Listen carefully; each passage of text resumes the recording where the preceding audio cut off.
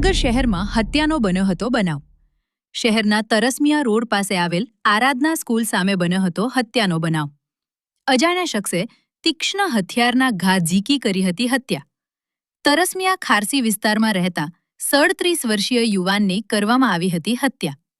હત્યાનો બનાવ બનતા ભરતનગર પોલીસ ઘટના સ્થળે દોડી આવી હતી। પોલીસ એ હત્યાની ફરિયાદ નોંધી। આરોપી વિપુલ કાંતિભાઈ બારૈયાને ઝડપી લઈ ઘટના સ્થળે લઈ જઈ રિકન્સ્ટ્રક્શન કરવામાં આવ્યું। રિકન્સ્ટ્રક્શન દરમિયાન લોકોના ટોળા ઉમટી પડ્યા।